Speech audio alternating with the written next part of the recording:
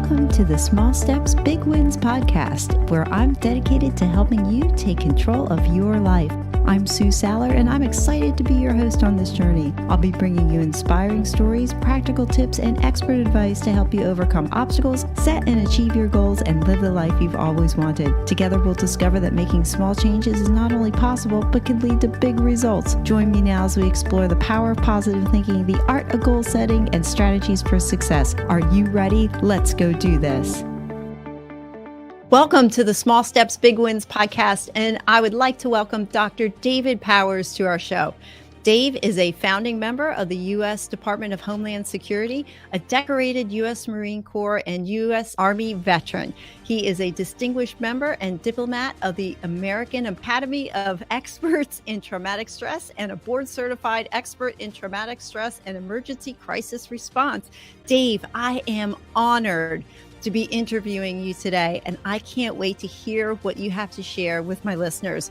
But before we begin, I do want to thank you for your dedication and service to our country. Welcome to the Small Steps, Big Wins podcast. Thank you. I'm glad to be here. Everybody has a superhero backstory. I would love to hear yours.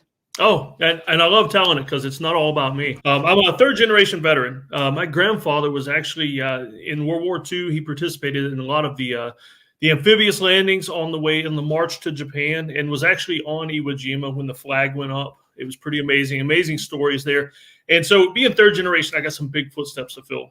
My dad followed in his footsteps, and now me, and it's some big shoes to fill. And so I joined the Marines at 17 before I even graduated high school. I joined up, started the training, all that.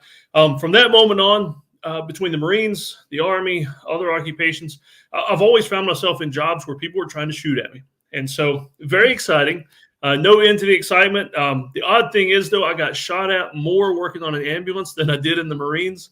You just never know why people don't like you, but sometimes they don't. But I'm a person that likes constant challenge. New challenges, trying everything at least once, just constant movement and action. That's kind of my motto. Of course, my latest adventure, though, is having 5 kids. I've got 5 kids from 18 to 5. And that's a challenge all on its own because they're all so different. Yeah, so that's the fun for me is, doing all the fun things with them. And now, instead of treating people on an ambulance like I used to, I treat my kids because of some of the things we get into. What are some things that your family's gotten into then? I'm just curious. Well, they from 5 on up, they all love to play with snakes and things like that. And so we've learned quite a bit of identifying which ones not to play with and which ones to stay away from.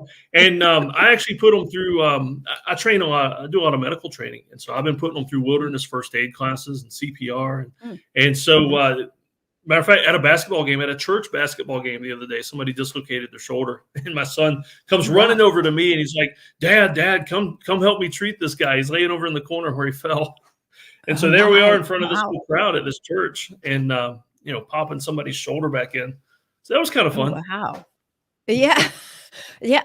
I think that's an impressive life skill. I mean, you're giving your kids something that they're going to carry with them forever, really. I mean, the absolutely. Experiences that you're putting them through and the situations that they're experiencing are just invaluable. I mean, a quick on my end, many years ago when my son turned, I think it was 12 at the time, they could take babysitting courses. And so he took a babysitting course, and one of them was to learn CPR.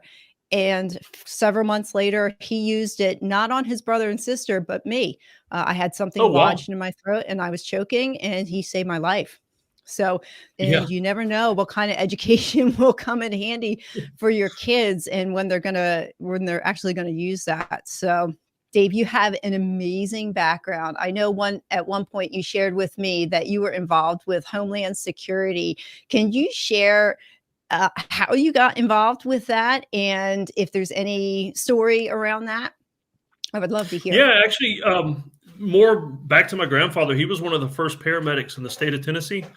And he used to take me to his training classes when he would teach other new paramedics, and I would hang out at the fire station and all that. And so as soon as I was old enough, I started riding on the ambulance, and that quickly moved into EMT, paramedic, water rescue, high angle rescue. I mean, anytime there were neat toys that I could use, ropes, climbing, whatever, I would get into it. And so I was in a position with FEMA responding to disasters right after 9/11. And so when Homeland Security, when they were working that up, they brought a bunch of us together, and we were the nucleus that formed the whole Department of Homeland Security. And so, of course, my specialty there was disaster medicine, whether it's man-made events like a terrorist attack or natural disasters like hurricanes, wildfires. We would set up field hospitals, mobile hospitals, and help people out when bad things happen. That's fascinating. So you've been through a lot of situations, not only as a young man, but also in your teens. Could you talk about some situations that shaped who you are and what you've learned from them? Yeah, some of the most impressive ones on the ambulance. Like I remember the first time that I did CPR on somebody, and we'd been doing it for a while. By the time we got there, he had already been down for a while. And to be perfectly honest with you, a lot of times by the time they make it to the ambulance, if we're doing CPR, there's not much of a chance because 10 minutes until we get there, we're performing CPR on scene, and there's not always a lot of hope. And I'm sitting there, I'm at his head, just kind of straddling his head so I can do the bag valve mask and breathe into him. And his eyes popped open. And I mean, Wow. at a moment when there was no hope and we're just going through the motions, doing what we can, but just, not hopeful that anything's going to happen, his eyes pop open. And by the time we get to the hospital, he's conscious. And that was energizing for me because it made me realize that even among things where I'm just going through the motions and things like that, there is always hope. And I just need to keep going and keep pushing through that. Is that physically demanding to perform CPR on a patient? Yeah, very much. Matter of fact, so much so that with a crew of 4, because we would get backup when we had to do CPR, we would rotate positions because, I mean, even in the dead of winter, you'd be soaking wet in sweat and just physically exhausting. I mean, it's one of the hardest workouts because of all the stress involved as well. Wow. In any of those situations, when you come across them, you've got to have some limiting beliefs that go through your mind, and you touched a little bit on it, that you don't know if they're going to make it, but there is hope there. What do you say to yourself, or how do you conquer your limiting beliefs to prevail in those types of situations? Just knowing that I've got a job to do. For me, it's a baseline. Like I have this baseline that no matter how bad it is, no matter how long they've been down, if that's the situation, that I've got a job to do, and I'm going to do my job no matter what. And that's what happened then. I mean, even without much hope, I did my job and it worked. And that's happened other times as well. Diabetic calls are another big one where you get there and they're unconscious, unresponsive. And once you hit them with the right meds, it's like poof, they are awake and they're up and they're wondering why you're standing over them. And it's just amazing. What are some changes that you made in your life that you didn't think were going to have big results, and the outcomes of those changes? Well, I had a rough time as a kid, preteen and into my early teenage years. We lived in a trailer park, and it's nothing really about trailer parks, but this was a very low-income trailer park. It's just where we lived. And the only kids there, I mean, you just made friends with the only kids around, and they would torment me. Just physically abusive. They would make me steal things for them, just all kinds of things they did. And of course, I hid all this from my parents. And what this did for me, it made me absolutely miserable into my teenage years. I mean, middle school and high school are hard enough, but when you've got this stuff going on, when you get home and you go out and you just want friends so bad that you're just willing to hang around them no matter what. And it made me very angry for a long time. And I mean, even into my adult years, very angry. But what it did to change me was that at some point, I decided nobody was going to push me around anymore. And I started martial arts at this time. I started learning how to defend myself and take care of myself. That actually led to me wanting to join the military because that was a better place to get more training to not only take care of myself, but to defend other people. Because as much as I didn't want it to happen to me anymore, I also wanted to keep it, from happening to others. And of course, in the military, it's on a grander scale where you're protecting entire communities and countries and people groups. I mean, I wanted to make sure as much as I could that it didn't happen to me any longer, and then extend that out. I can see those were some pretty traumatic experiences. As you said, high school, middle school, and that's hard enough. But then and Yeah. wanting to be accepted, I think all of us can relate to that. And just coming home, just wanting friends, but being in this very difficult situation, those were pretty traumatic experiences. And I appreciate you sharing them with us. And I can see how they shaped you to have a purpose to serve and protect those who can't protect themselves. And I can also see why one of your missions is to want to empower dads and others to become protectors of their families. What are some things that you look forward to because of these changes that you've made in your life, wanting to be more of an involved dad and protecting others? For me, I mean, just watching my kids grow up and experience things, all the new things. I mean, just like, when they're small, everything is new. And as they grow older, they get to experience the things that you've done and that you've known for the first time. And I get to relive through all that. And not only that, we always hope to give our kids a better life than we had. And I'm not just talking about things or a bigger house or a nicer car. We want to protect them from all the bad things, but also make sure that they have access to just new adventures and new challenges. And like the Jordan Peterson quote, help them do dangerous things carefully. And that's kind of a motto that we've adopted in my family. It's just we do a lot of dangerous things, and to be honest with you, a lot of times I'm the one that gets hurt. And so we do dangerous things carefully, and then they know how to treat me if I get hurt. Dangerous things. What kind what kind of dangerous things do you guys do besides the Well, snakes? yeah, my kids love to climb trees, and I don't just mean climbing to where they can jump out of the tree. They like to go high. They go up much higher where it makes me nervous. And I mean, anytime we're hiking and we find a tree that's across a little valley or a stream, something like that, my kids are the first ones to go running across the tree. And I'm just sitting Mhm. there watching them, waiting, just to see if something does happen. I'm ready. But if it doesn't, they are having the time of their lives. I bet your kids love the experience that you're giving them, and it's not like you said, like the Jordan Peterson quote, it's a dangerous but controlled experience, and I think I can see the value in that too, because you're also preparing them to face their own fears. So the more you face fear over and over again, the more you become used to it. They're not just learning skills, but they're learning life skills and what their tolerances are. And I think when we're younger, we're definitely more fearless. When we're younger, you Absolutely. just don't want to, you don't even worry about that.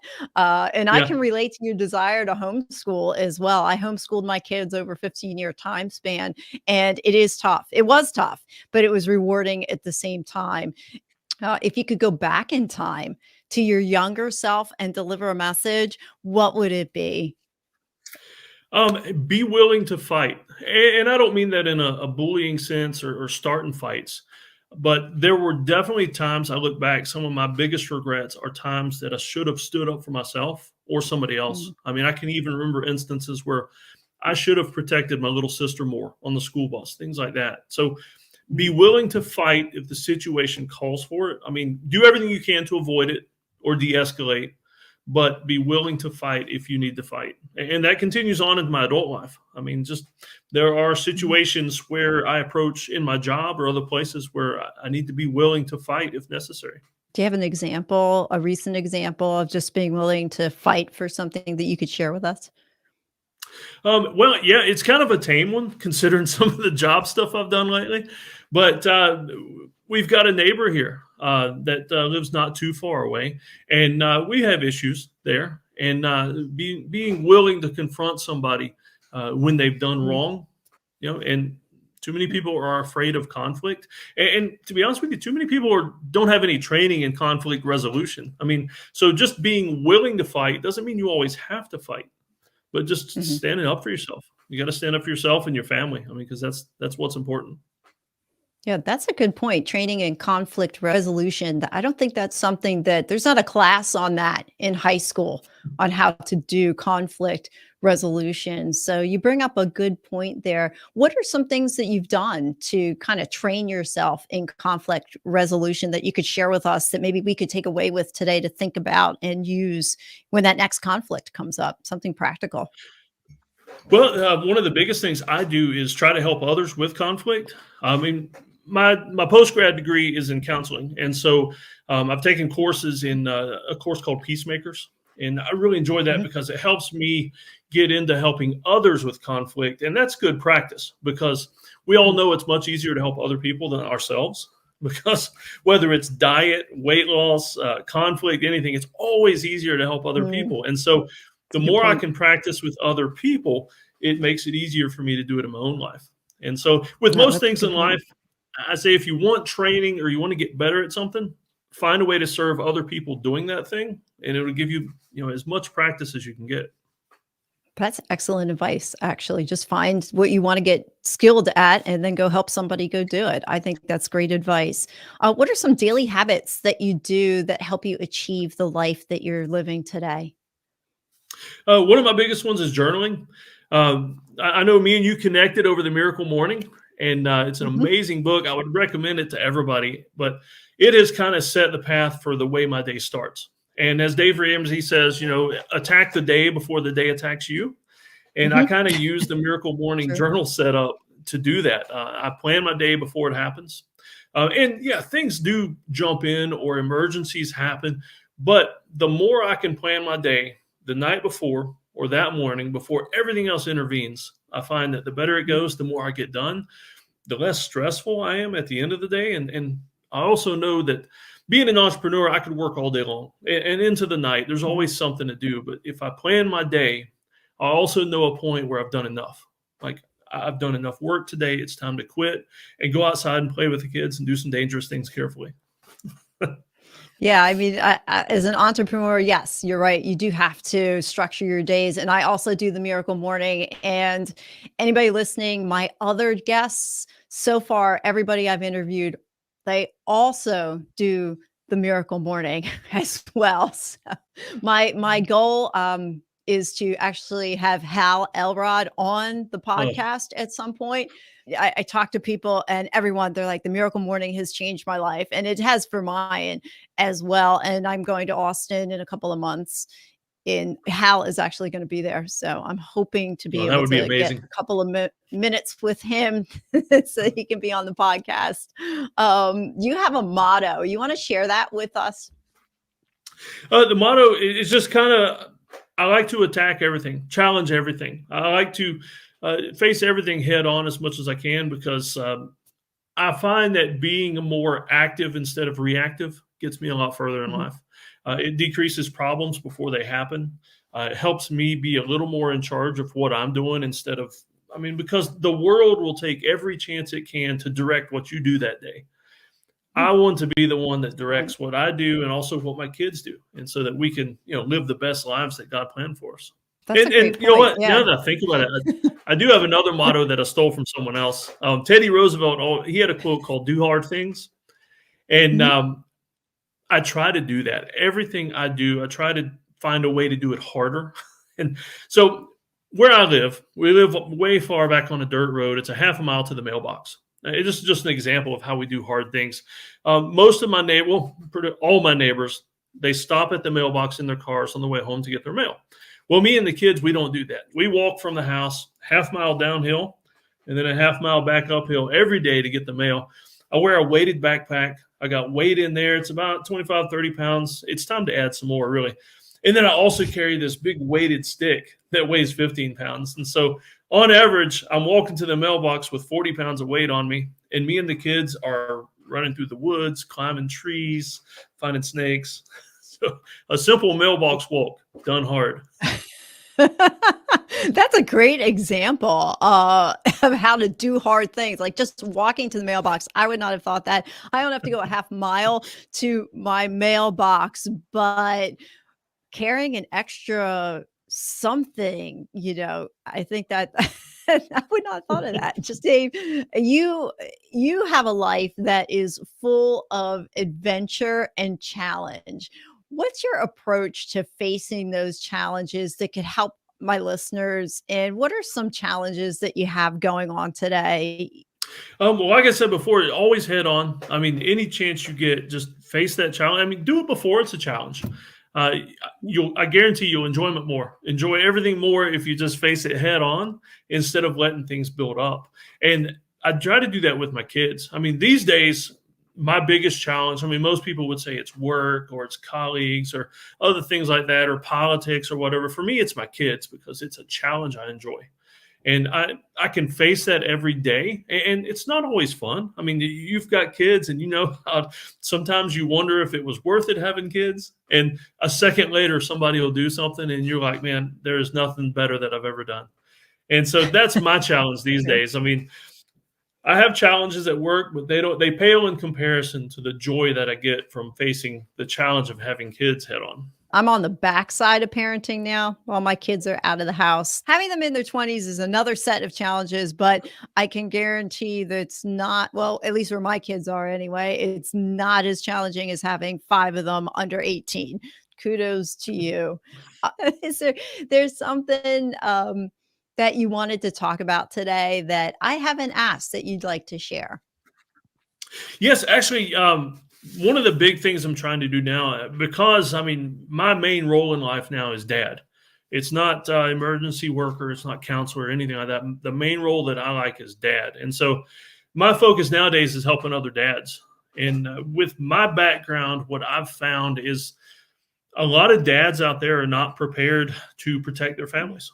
And I don't mean, guns and things like that. Just protecting their families during emergencies. I've been in too many situations on an ambulance, in the military, other places where things happen and dads should be the first ones to stand up. Dads should be the first ones to respond. The kids should be able to look to their dads and know that's where help is going to come from. And unfortunately, I get there and the dads are standing by, the kids are frantic, things aren't working, things aren't happening right.